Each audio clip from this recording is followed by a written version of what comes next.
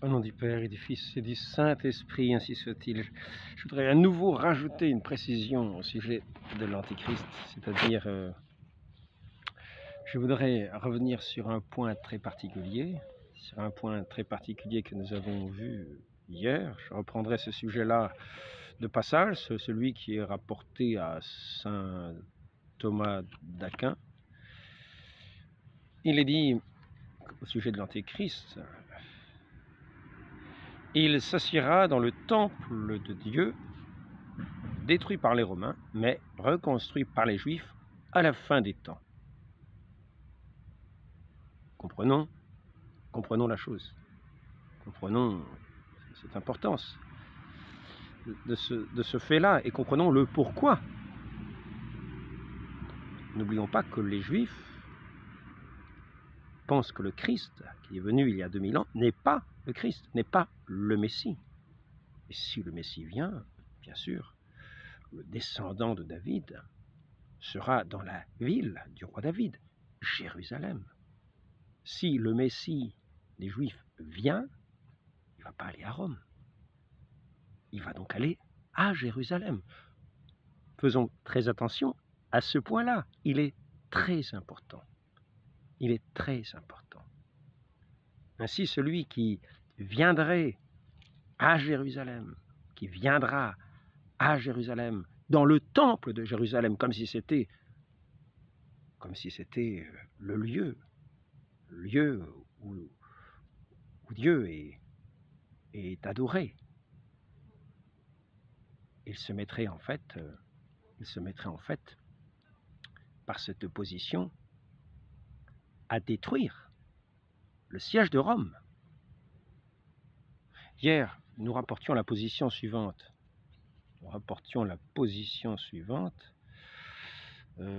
Ah oui, ici il s'agit de l'exorcisme de Léon XIII. L'exorcisme est très important. Je vais essayer d'en dire un mot aussi.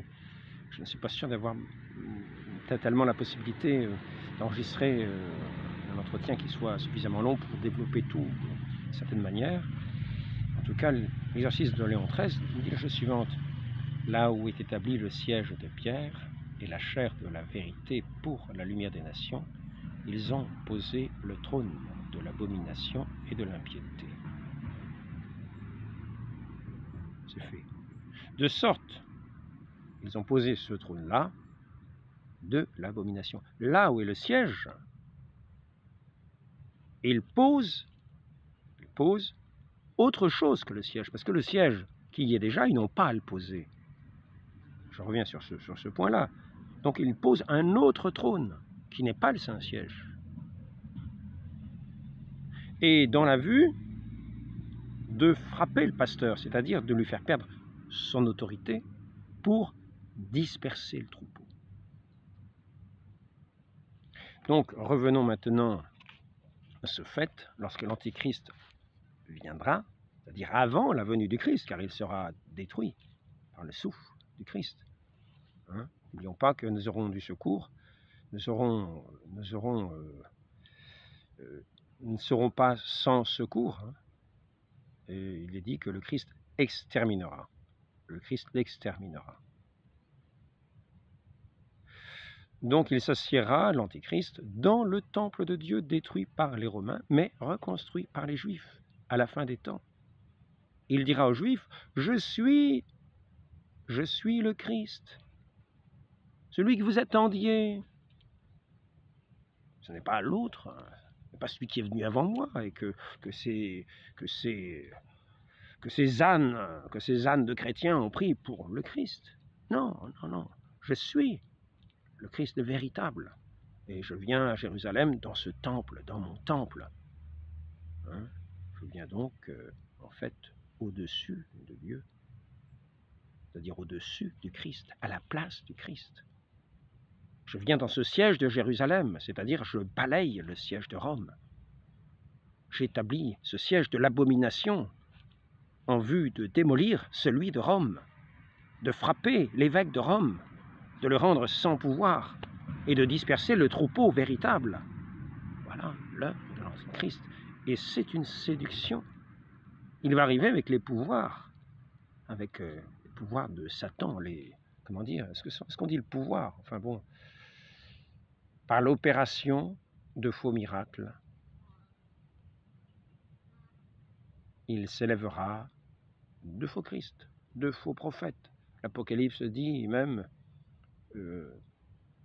que la bête n'est autre que l'Antichrist, jusqu'à faire descendre le feu du ciel, comme si c'était la Pentecôte, comme la Pentecôte.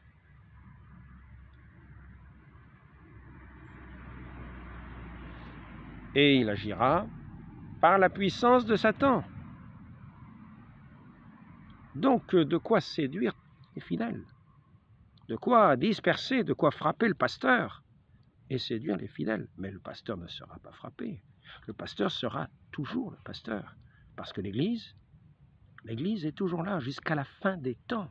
C'est une épreuve de la foi, parce que devant toutes ces séductions, beaucoup seront séduits. Il est dit, s'assiera dans le temple de Dieu, détruit par les Romains, mais reconstruit par les Juifs à la fin des temps. Il dira aux Juifs, « Je suis le Christ, qui vous a été promis. » Alors tous les Juifs accourent près de lui. Ils rebâtiront le temple autrefois détruit, temple que l'Antéchrist élèvera son trône comme s'il était Dieu. Donc maintenant, retournons ici. De sorte, c'est l'exorcisme, de sorte que frappant le pasteur de l'Église véritable, c'est-à-dire le vicaire du Christ, venu dans la chair et il y a 2000 ans, il puisse aussi disperser le troupeau.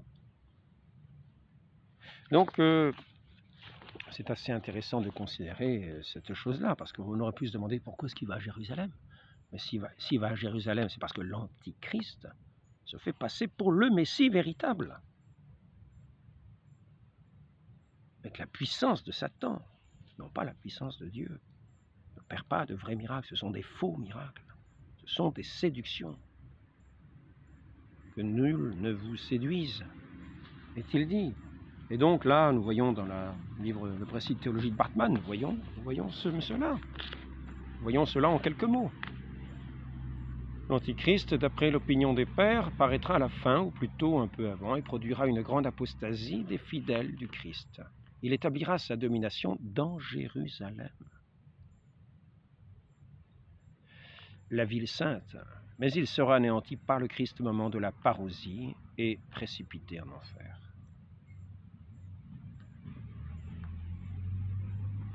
Donc, n'oublions pas,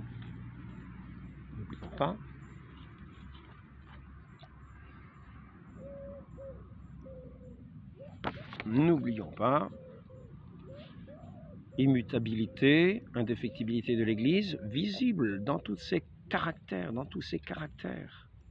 Elle demeurera jusqu'à la fin des temps. L'Église pourra-t-elle manquer de force et d'efficacité quand le Christ lui-même lui prête assistance continuelle? Voici que je suis avec vous tous les jours jusqu'à la consommation des siècles. Il est par conséquent impossible que l'Église ne subsiste aujourd'hui et toujours, mais même aussi qu'elle ne subsiste pas absolument la même qu'au temps apostolique, à moins de dire que le Christ, à Dieu ne plaise, notre Seigneur a failli dans son dessein, bien qu'il s'est trompé, quand il affirma que les portes de l'enfer ne prévaudront jamais contre elle.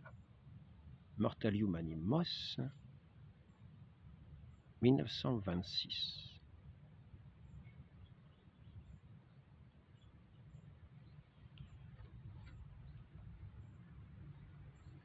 L'infaillibilité de l'Église fut affirmée dès le début dans l'Église comme une vérité de foi. Si le Concile du Vatican la suppose dans sa définition d'infaillibilité particulière du pape, il compare celle du pape à celle de l'Église et l'identifie à elle.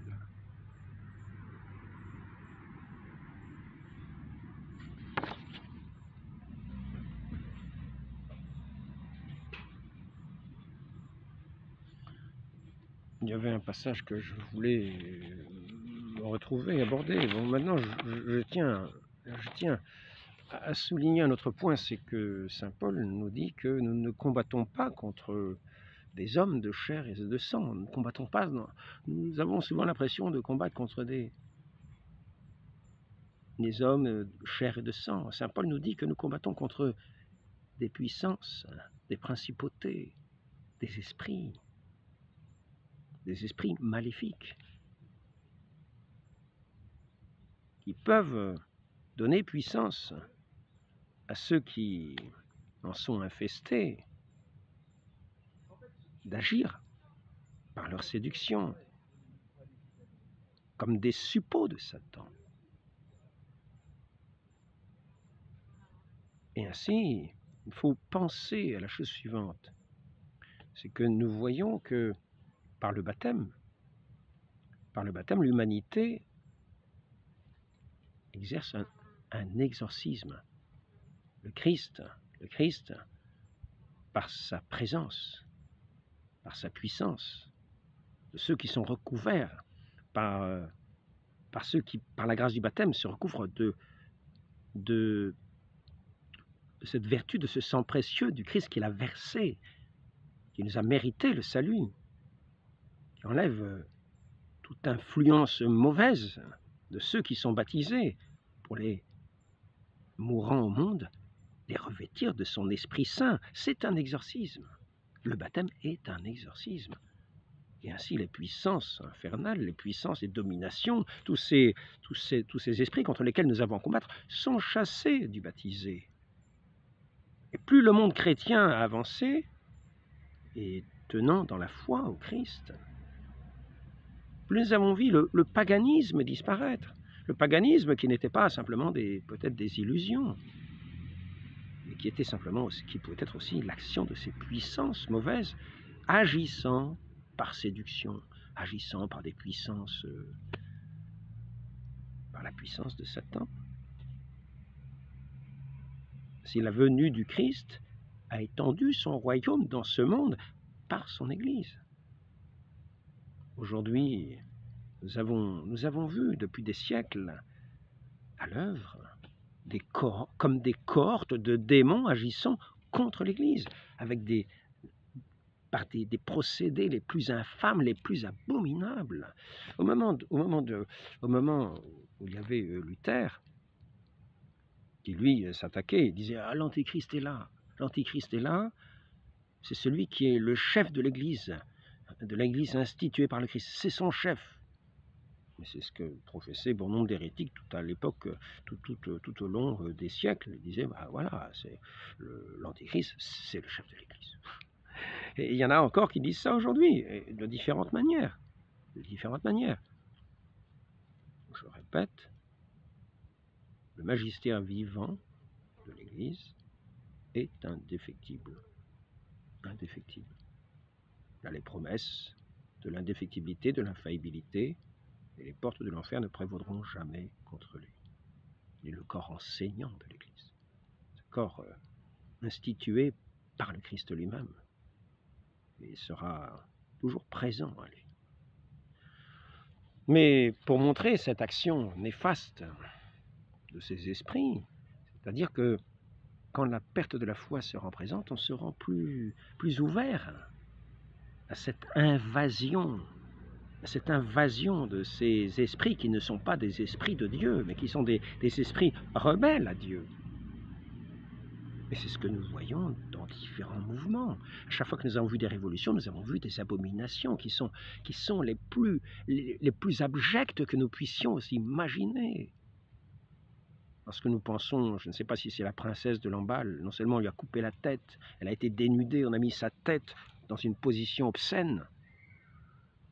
On a mis ensuite la tête, on l'a promenée alors que c'était une des meilleures amies de la reine de France. On a mis sa tête sur une pique et on l'a promenée devant la fenêtre de la reine de France. Ce sont des choses horribles, dignes de démons. Et donc, lorsque nous voyons tous les procédés de la Révolution française, tous ces gens qui sont noyés, tous ces gens qui sont... On a vu par exemple dans ces procédés modernes de la Révolution, de ces Lumières, des femmes qui ont été mises de telle sorte en faisant du feu en dessous, elles étaient mortes. On faisait fondre leur graisse et on récupérait cette graisse pour l'emmener dans des hôpitaux de Nantes. Parce que c'était meilleur que du Saint-Doux.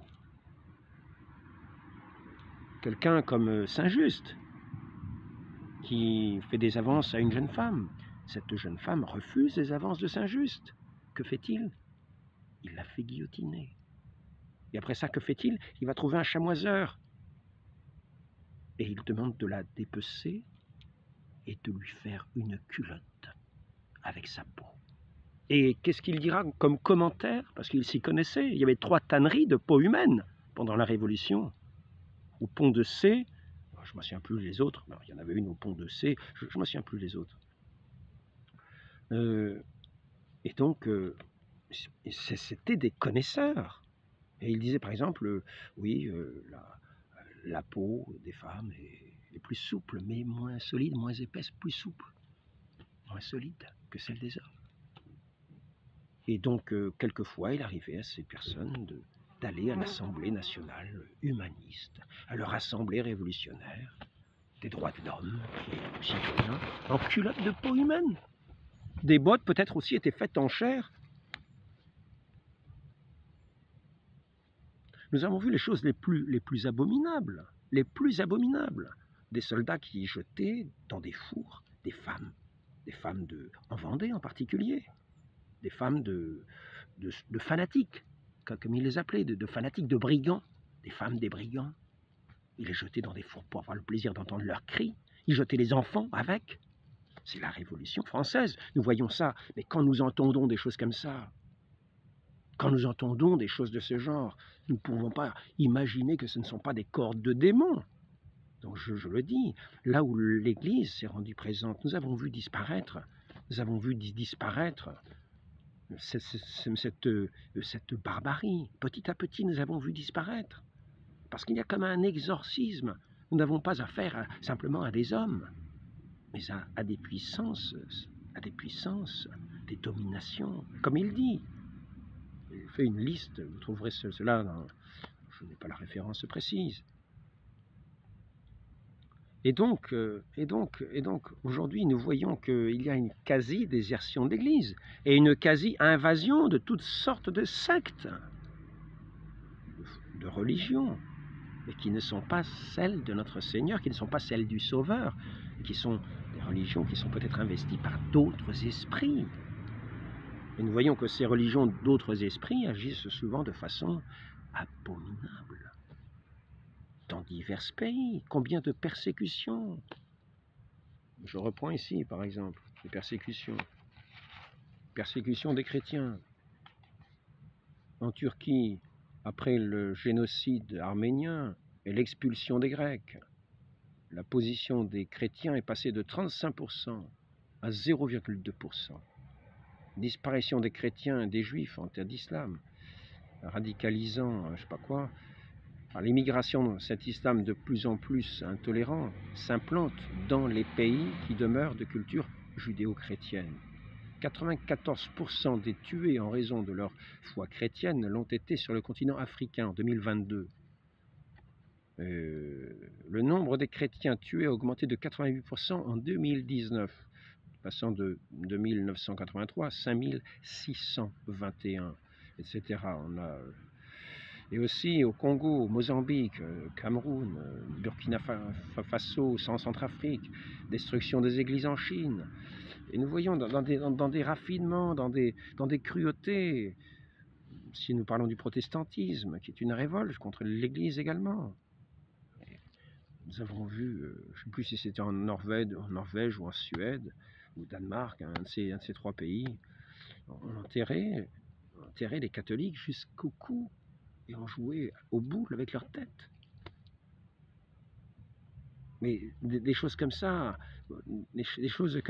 qui se déroulaient. Ou bien alors en Allemagne, je crois bien que c'est en Allemagne, à différents endroits, les protestants, à un certain moment, ils se sont adoucis, heureusement, mais pensons bien. Pourtant, ils sont baptisés, mais ce n'est pas la foi de l'Église. Ils n'ont pas la foi d'Église. Ils ont combattu, ils se sont dressés contre l'Église à l'époque. Aujourd'hui, ce n'est peut-être pas le même esprit. Aujourd'hui, ils héritent de quelque chose sans se rebeller nécessairement. Ils ont cet esprit de rébellion contre l'Église qui est hérité de leurs anciens, qui a perdu sa virulence, heureusement. Et, par exemple, ces moines, on leur ouvrait le ventre, on mettait de la paille dedans pour donner à manger aux chevaux. Tout cela, ce sont des procédés ignobles. Ignobles. Ignobles. Je ne dis pas qu'on n'a pas vu des chrétiens criminels, il y en a eu. Mais dans tous ces mouvements de révolution, c'est comme si nous voyions des légions de démons agissant. Et là, maintenant, je reviens à cette cérémonie des Jeux Olympiques. Nous en sommes à Bacchus. Nous en arrivons à Bacchus. On a bien dit, ceux qui l'ont fait ont bien dit au début qu'il s'agissait de la scène, le Nouveau Testament gay, hein, comme disait la dame qui était centrale, qui faisait le petit cœur. Hein. Ça me fait penser que je voudrais vous montrer quelque chose à ce sujet. Je vais vous en parler peut-être aussi si la vidéo ne s'arrête pas avant. Donc, finalement, Bacchus, c'est un dieu païen. Quel était le propre de Bacchus? C'était un désordre. Un désordre, c'était une vie de désordre, une espèce de vie de chaos, de désordre des sens, d'exaltation de tous les sens, mais dans un désordre complet. Il y avait les bacchantes, on déchiquetait des chairs humaines là aussi, c'était horrible. Et il se faisait une nécessité de se mettre au cœur des sociétés partout où ils étaient. Ils voulaient être eux-mêmes la loi de la société. Dans ce chaos, ils voulaient s'imposer à tous. Bacchus, et cette espèce de... C'est pas un esprit de fête, parce que c'était lamentable. Mais on peut dire, rappelons-nous de ce que nous dit Saint Paul. Ne combattons pas simplement contre des hommes, de chair et de sang. Mais ce sont des esprits. Nous avons comment dire, nous avons cette puissance de l'exorcisme par le mérite du sang du Christ, qui vient établir le règne de Dieu en ce monde, dans le baptême. Nous sommes faits des hommes nouveaux, sous la main de Dieu, gardés sous la main de Dieu, non pas dans tous ces désordres, mais dans cette puissance divine, qui nous garde justement de cette infestation des démons. Et nous avons vu que au fur et à mesure qu'il y a eu ces attaques, on peut dire démoniaques, ces déchirements, ces accusateurs qui se sont sans cesse fait des accusateurs et des bourreaux terribles, partout en Russie, en Chine, partout où ils ont été. Partout où ils ont été. Une opposition haineuse, le Christ nous dit, on m'a haï, on vous haïra. On m'a tué, on vous tuera. Et de la façon la plus scandaleuse, avec le mensonge à la bouche. Car ces esprits-là n'ont pas besoin de la vérité, il leur suffit de l'apparence de la vérité. La vérité, c'est notre Seigneur, qui est un avec le Père, qui est le témoin du Père, qui est l'amen du Père, auquel nous devons dire Amen pour être en union avec lui. Nous renaissons. Nous sommes exorcisés de ces esprits infects, de cet esprit d'infection, exorcisés. Ainsi, tant que l'évangile était annoncé, que les oreilles étaient ouvertes pour entendre l'évangile, toutes ces religions païennes étaient comme dissoutes, disparaissaient par cet exorcisme, par cette vie chrétienne, par ces prières, par cette puissance de Dieu agissant dans ceux qui le recevaient, qui vivaient de sa grâce.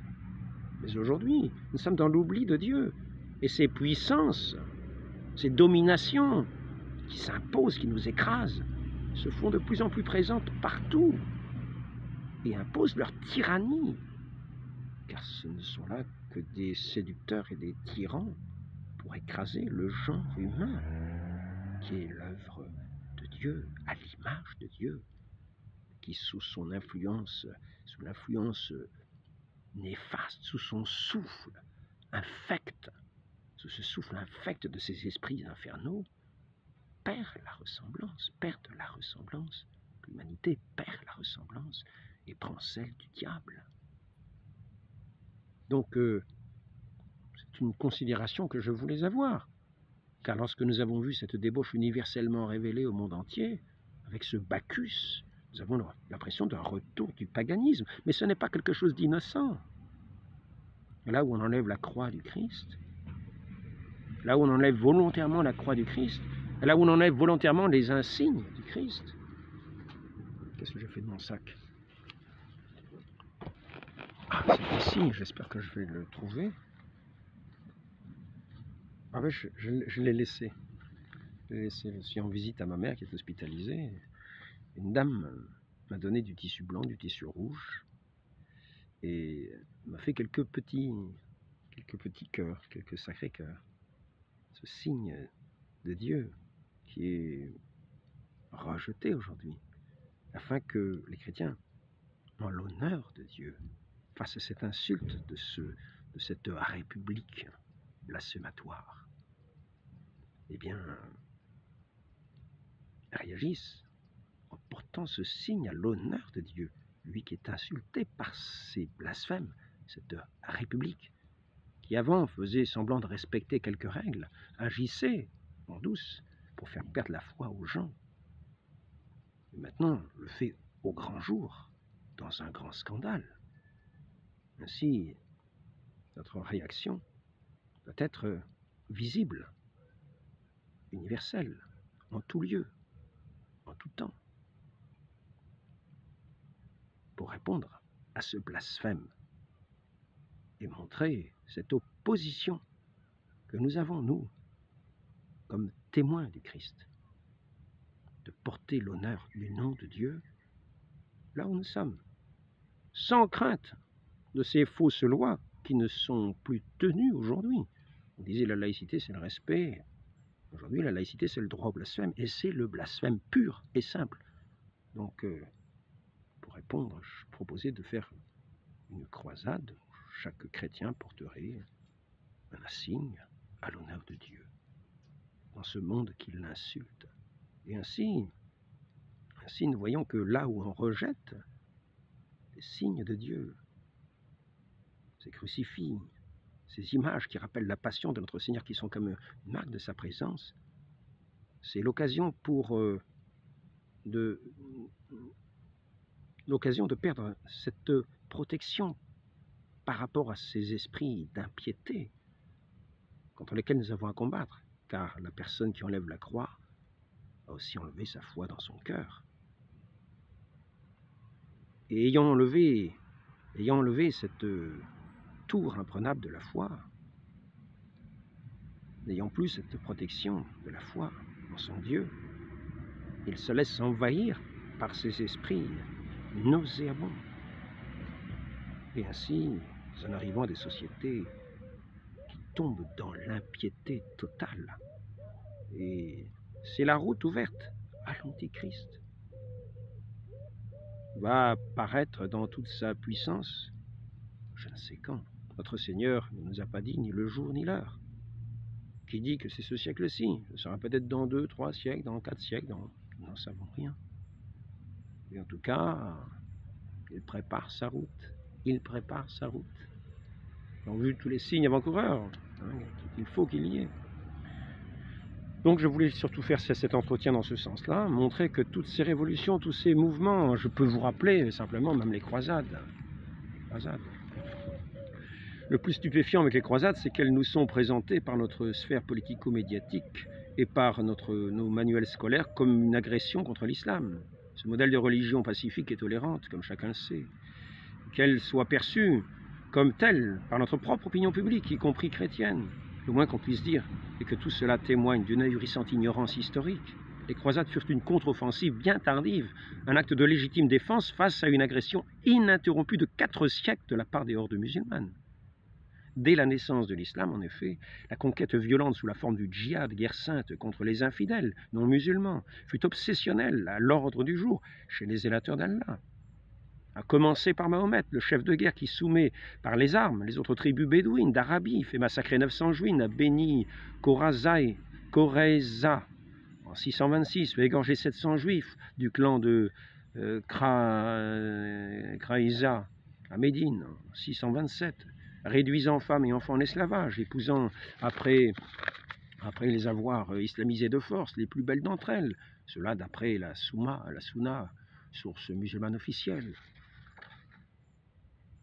tous ces procédés n'ont pas vu ça. Lorsque les apôtres sont allés par le monde entier, ils sont morts martyrs. Parce que le monde les haïssait, mais ils ont témoigné. Leur martyr, leur sang versé était semence pour que se lève cette chrétienté. Ici, mourir pour le tombeau de Christ, le premier grand et inestimable mérite des croisades, outre qu'elles furent un acte de légitime défense salutaire et d'honneur de la chrétienté, et qu'elles reculèrent de 3 siècles et demi la chute de Constantinople et l'invasion des Balkans, en desserrant l'étau qui, depuis l'Espagne jusqu'en Cappadoce, en passant par toute l'Afrique du Nord et la Syrie, menaçait l'Europe d'étranglement et de disparition, ce qui faillit arriver lors des 2 sièges de Vienne par les Turcs. 1529-1683. Il est de bon ton aujourd'hui alors que la menace ressurgit, plus pressante et sournoise que jamais, y compris dans certains milieux chrétiens, de dénigrer comme entreprise impérialiste ce grand courant spirituel qui souleva de ferveur et d'esprit, de sacrifice tout l'Occident à l'appel des papes. Donc maintenant, juste un petit passage du siège de Constantinople, je vous en avais abordé un mot. Où est-ce que c'est ça, le siège de Constantinople?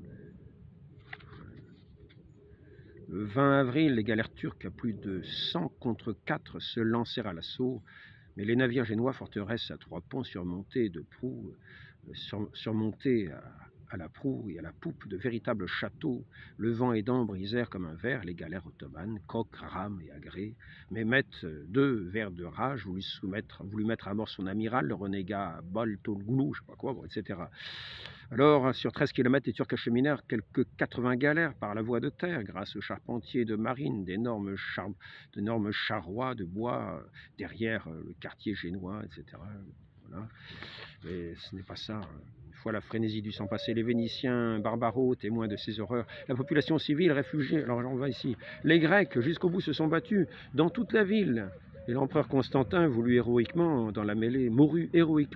Les Turcs exposèrent sa tête sur une colonne de marbre de l'Augustéon, puis l'exhibèrent à la populace en Anatolie, en Perse jusqu'en Arabie. Le janissaire ayant porté le coup mortel devint gouverneur d'Aydin sur la côte d'Asie mineure. Daesh et les coupeurs de tête ne font que s'inscrire aujourd'hui dans la longue tradition des décapitations musulmanes. La population civile, réfugiée dans les églises telles Sainte Théodosie, où se pressait la foule énorme, fut systématiquement massacrée, femmes, enfants, vieillards inclus. Les janissaires poursuivaient les habitants jusque dans leur demeure. Les Turcs, en particulier les marins de la flotte entrés par le quartier juif, massacrèrent tout le jour et même la nuit jusqu'au matin. Les Vénitiens, barbaros, témoins de ces horreurs, on a retracé quelques épisodes, pour le moins éloquents. Durant toute cette journée, les Turcs firent par toute la cité un grand carnage de chrétiens. Le sang coulait sur la terre comme s'il pleuvait et formait de vrais ruisseaux. Les corps furent jetés dans la mer, charriés par elle, comme les melons gâtés dans les canaux de Venise.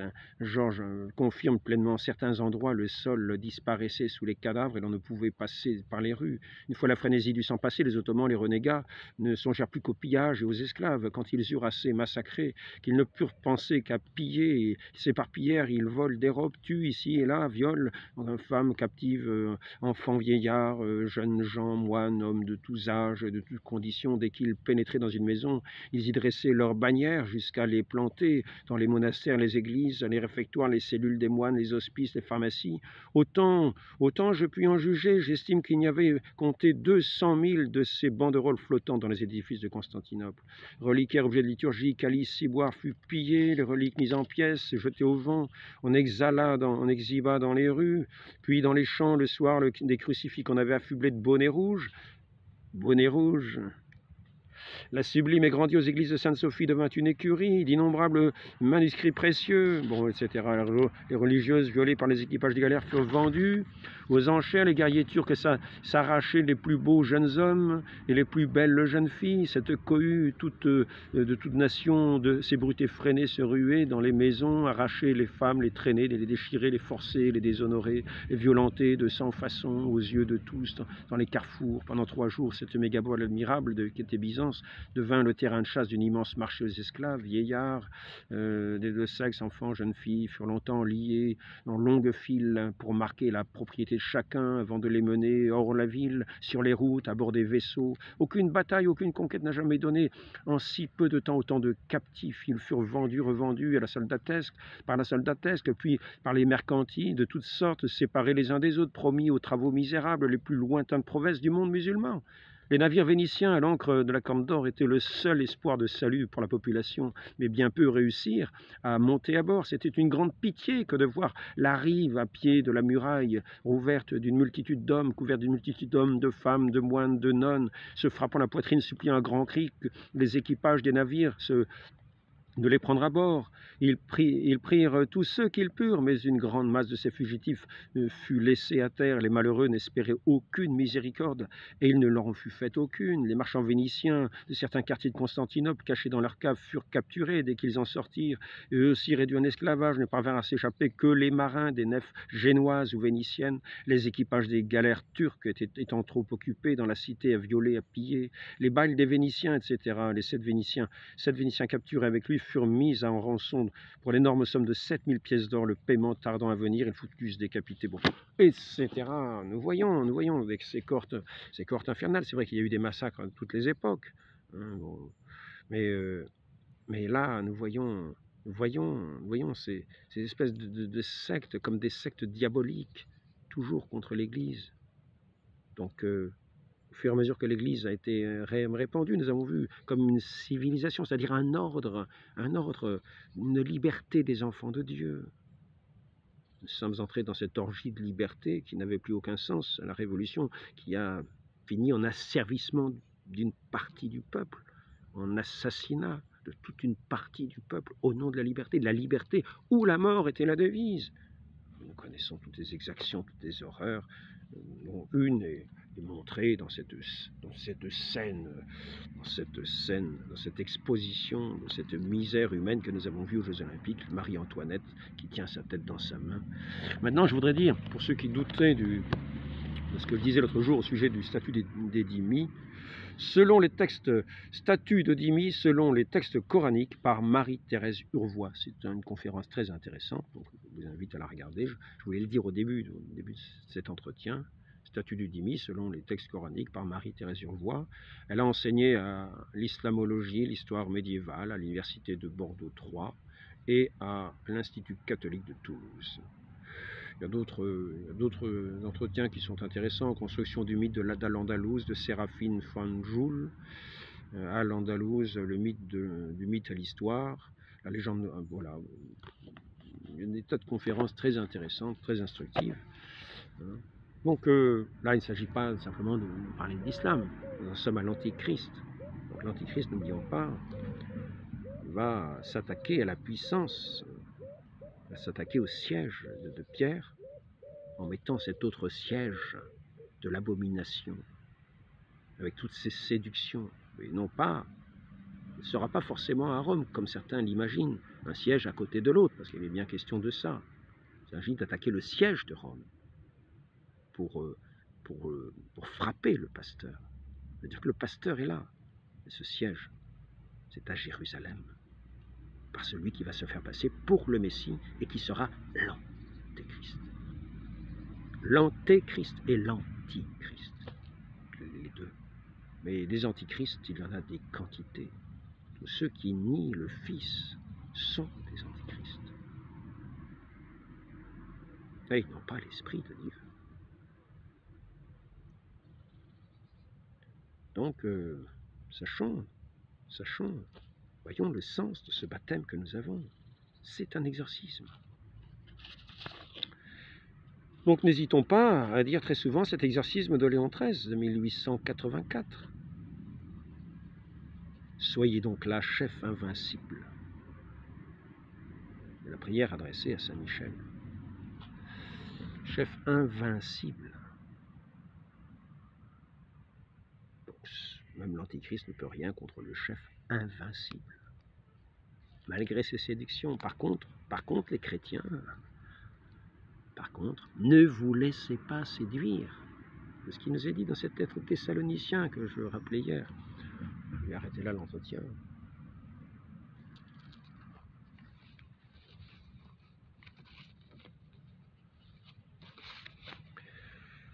L'Église possède une stabilité inébranlable. Vatican I, Denzinger, 1794.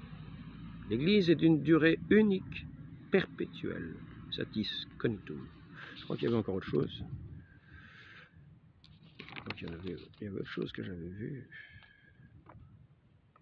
Pendant les vacances du siège, l'Église est privée pour un temps, quand le pape meurt par exemple, de sa tête visible, mais elle maintient les privilèges ainsi que l'indéfectibilité et l'infaillibilité à la manière passive, in credendo, dans le corps des fidèles, comme active ou in dedendo dans le corps des évêques, corps enseignant cependant sans pouvoir définir de nouveaux dogmes non déclarés.